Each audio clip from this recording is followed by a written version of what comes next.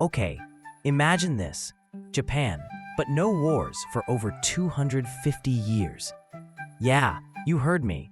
Samurai just chilling. Merchants getting rich. Sushi making its debut. And the whole country basically on airplane mode from the rest of the world. This is the Edo period, one of the chillest, weirdest, and most creative times in Japanese history. And trust me, this isn't your average history class. So rewind to 1603. Japan's been going through chaos mode, warlords fighting, samurai slicing, villages burning. Basically a non-stop Game of Thrones season. Then this dude, Tokugawa Ieyasu, pulls the ultimate power move, wins the big battle, becomes shogun, aka boss of Japan, and is like, all right fam, we're done with the drama. He sets up shop in a fishing village called Edo. Back then it's nothing fancy. Now we call it Tokyo. Yeah, that Tokyo. His plan was simple. Control the samurai, keep the daimyo's warlords in check, and make Japan one big happy, well, strictly controlled family. So, what's life like when your country's on Do Not Disturb for 2 centuries? First up, social classes. At the top, you've got the samurai, warriors without wars, so most of them end up working as government officials, teachers, or doing the ancient Japanese version of office jobs. Then farmers. They grow rice, which is basically money. Then artisans, the creatives, making beautiful stuff. And at the very bottom, merchants.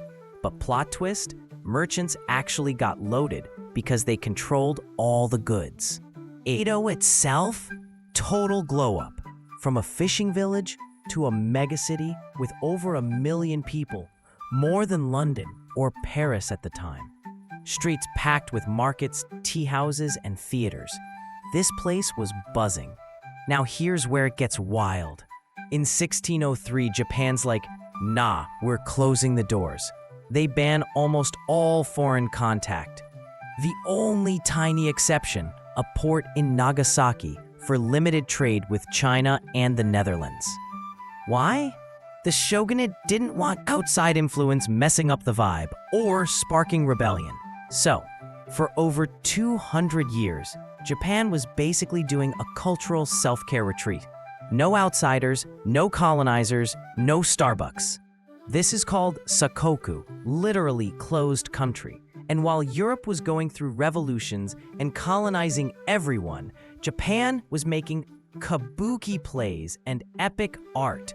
Here's the best part. Peace meant people had time. And when people have time, culture explodes. Kabuki theater, flashy costumes, over-the-top acting, basically the TikTok of the Edo era. Ukiyo-e, those iconic woodblock prints like the Great Wave. Imagine merch posters, but 1700 style. Tea ceremonies turned into art performances. And sushi? Yeah, this is when it started popping up, originally as fast street food. Even fashion went off. Samurai rocking their best kimonos, merchants flexing with luxury goods, everyone trying to one-up each other's style. So everything's going smooth until the mid-1800s. Enter Commodore Perry from the US, rolling up in 1853 with massive warships like, hey, open your ports or else. Japan had never seen ships like this. It was like someone just pulled up in a UFO. The shogunate had no choice but to sign trade deals. And suddenly, Edo's closed-door policy, gone. This kicks off a chain reaction, political chaos, samurai rebelling, and by 1868, the shogunate falls. This is the Meiji Restoration. Boom, Edo period over. Here's the thing. Even though Edo's gone, it left Japan with a unique identity. Tokyo's megacity vibes started in Edo. Japanese art styles? Straight from this era. Sushi? You can thank the Edo street vendors for that. And maybe the biggest lesson? Sometimes slowing down and focusing on your own culture can make something timeless.